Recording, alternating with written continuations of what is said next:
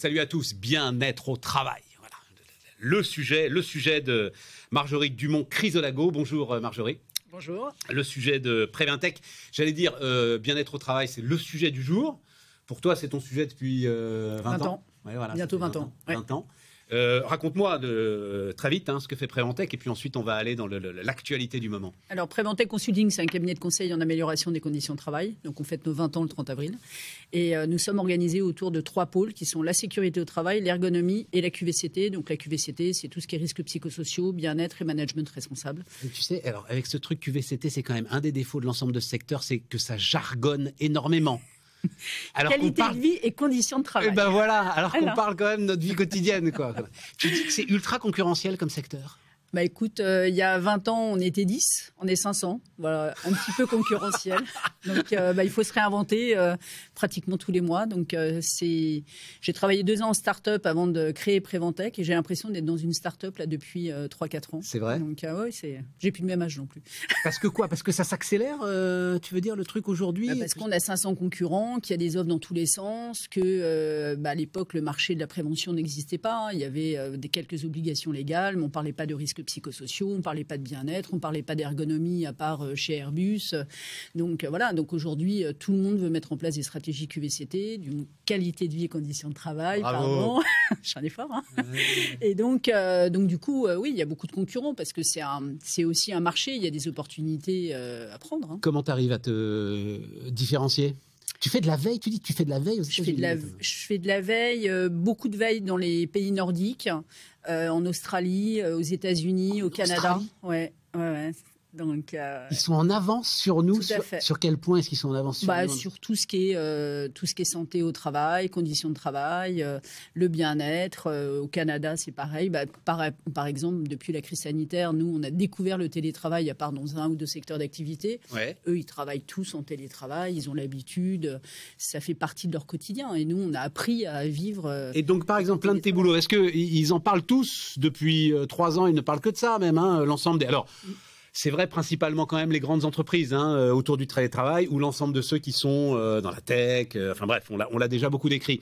Après, j'ai l'impression qu'ils sont toujours un peu comme une poule avec un couteau, comme disait ma grand-mère. C'est-à-dire, toi, tu donnes un peu des modes de vie en télétravail, des modes d'organisation en télétravail, par exemple? En fait, nous, on accompagne sur les différents pôles des collaborateurs sur différents sujets. Donc, il y a les risques psychosociaux parce qu'on est isolé, on n'est plus en collectivité comme avant avec ses collègues toute la journée, etc.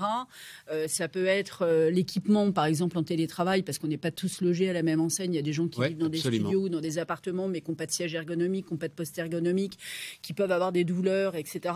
Donc, on peut agir en fait sur plein de choses différentes. Donc, ça peut être le bien-être, ça peut être et donner en fait aux chefs d'entreprise ou au service RH une sorte de checklist. Tout à fait. Pour s'assurer que tout cela va être fait de manière à satisfaire l'ensemble des collaborateurs. On peut organiser webinaires, on organise des formations, on organise des autodiagnostics, on leur met à disposition un certain nombre d'outils pour qu'ils soient de mieux en mieux sur le sujet. Il y a un point sur lequel tu es peut-être en avance, santé mentale. J'ai l'impression que c'est le sujet qui monte. Santé mentale, oui. Avant, on parlait très peu de risques psychosociaux. Alors, c'est pas très positif. On ne voulait pas en parler même. C'était tabou. Et il y en a même qui veulent pas en parler. Mais évidemment, on n'est pas chez les fous. Et pourtant, c'est aujourd'hui un sujet. Et l'ensemble de ce qu'on a identifié en sortie de Covid, ce qui s'appelait quiet quitting. Enfin, chaque fois d'ailleurs, ça te donne raison. C'est des anglicismes, la démission lente, des choses comme ça et tout. Le burn-out, etc. C'est d'abord des sujets de... Alors, il y a même des clients qui ne veulent pas employer le terme risques psychosociaux et qui disent on va mettre en place une politique de qualité de vie et conditions de travail. Voilà, c'est ça. Et donc, avec un volet RPS assez fort, mais ils ne veulent pas employer ce terme-là comme si... Risques psychosociaux. Risques psychosociaux. Parce que, en fait, le mot risques psychosociaux fait peur. Et donc, ils ont peur que ça lève des loups, mais de toute façon, il y en a déjà dans l'entreprise. Donc, c'est pas parce qu'on va l'appeler RPS, appelons un chat, et puis avançons. Quoi. Et tu sens que c'est un sujet qui monte, ça Alors, peut-être pas, effectivement, comme tu le dis, des entreprises qui ont peur, mais en tout cas, du côté des demandes des salariés? En tout cas, c'est pas forcément une demande des salariés, c'est des problèmes qu'ils vivent au quotidien. Quand on a le burn-out qui monte dans les entreprises, quand on a les violences sexistes, donc tout ce qui est harcèlement moral, sexuel, etc.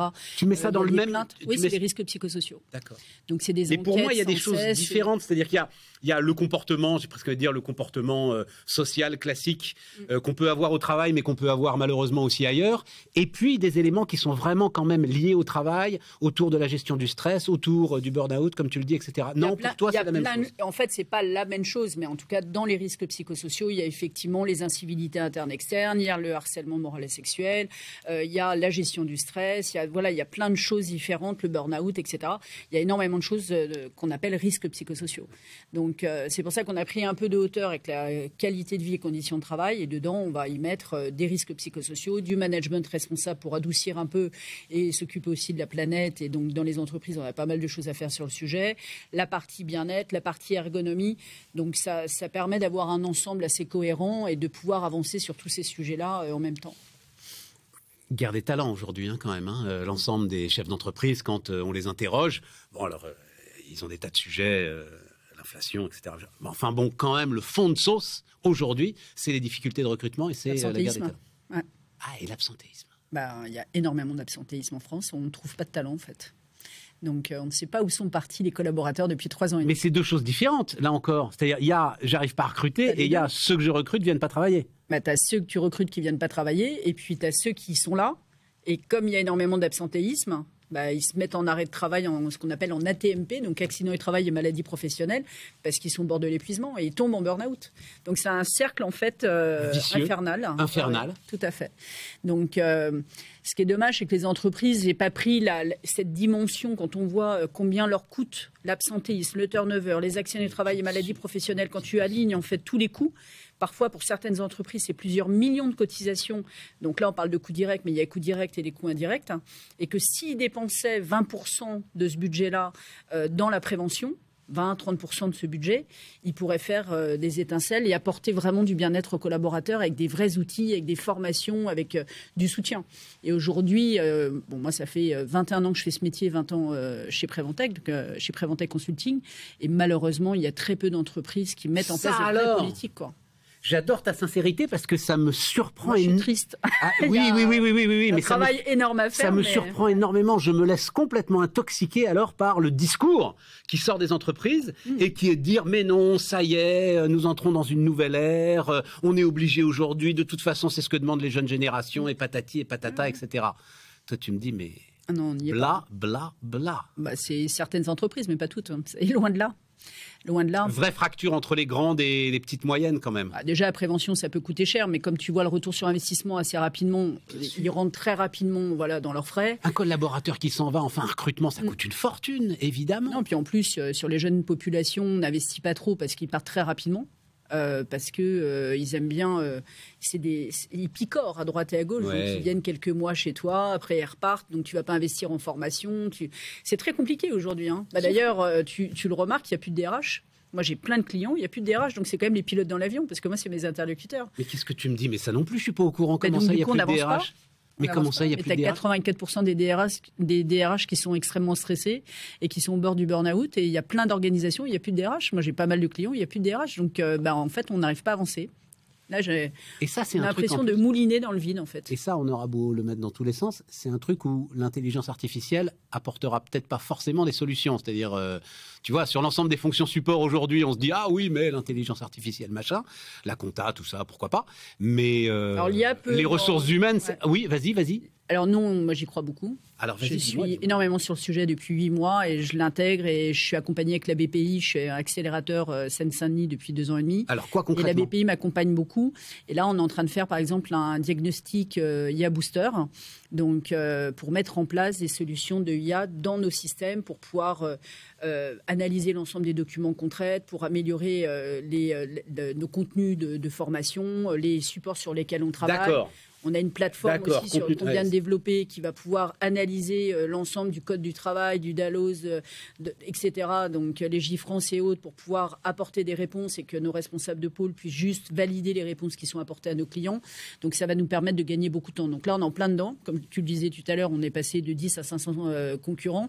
On est obligé de se réinventer tous les jours. Et donc, j'essaye toujours d'avoir une longueur d'avance par rapport à mes concurrents. D'accord. Et là, à partir du moment où effectivement, tu auras une IA qui s'occupera du code du travail, travail, si je le dis comme ça. Le RH, lui, pourra vraiment faire du RH, vraiment faire du relationnel, vraiment s'occuper de la santé physique, mentale. J'ai travaillé là pendant 3 ans avec la BPI sur 2 beaux projets qui m'ont pris 3 ans. Donc j'ai lancé un hub santé-sécurité au travail qui nous a demandé pas mal de développement et beaucoup d'expertise de la part de nos 30 consultants et notamment les responsables de pôle, où on a créé des outils, 14 outils, à disposition des DRH pour leur faciliter la vie et améliorer leur plan d'action dans le cadre de la qualité de vie et conditions de travail. Et donc, du coup, ils ont des autodiags ou des diags sur le burn-out, sur la souffrance au travail, sur les risques psychosociaux, etc., avec des référentiels qui sont connus au niveau national. Donc ça, c'est une plateforme qu'on a mis à disposition depuis le mois de novembre et donc on vend à nos clients directs, donc collectivités et entreprises, et qu'ensuite je vais vendre aux mutuelles, compagnies d'assurance, centres de santé au travail et des branches d'activité, pourquoi pas. Et parallèlement à ça, j'ai développé un outil qui s'appelle QVC Tech, qui est une plateforme. On achète des crédits et donc on répond à tous les services RH ou de prévention, 72 heures sur toutes les problématiques liées à la qualité de vie et conditions de travail. Et on a 30 consultants qui répondent, donc des psychologues, des psychosociaux cliniciens, des consultants RH seniors, des spécialistes ça veut dire, de la médiation, etc. Là, pour le coup, tu n'es plus en concurrence avec... Pour l'instant, là-dessus, non. Oui, voilà, c'est ça. Non, avec des éditeurs logiciels. C'est-à-dire, tu as des suites logicielles aujourd'hui qui... on ne va pas les citer, mais qui sont peut-être pas faits par... Non. Alors, nous, qui sont faits par des professionnels du logiciel, mais pas par des professionnels de la QVCT. On a les consultants d'un côté qui peuvent être concurrents, on a des logiciels qui peuvent être concurrents, et nous, en fait, on a un mixte des deux. On a à la fois les 30 consultants qui répondent aux clients, et puis à la fois donc, des outils maintenant qui permettent effectivement de répondre à toutes ces questions et à toutes ces problématiques. Donc j'espère que ça va prendre, puisqu'on vient de les lancer, et qu'on va pouvoir effectivement accompagner un certain nombre de DRH avec ces outils. On appelle ça le meilleur des deux mondes. Voilà. Préventech, donc. Allez voir ça.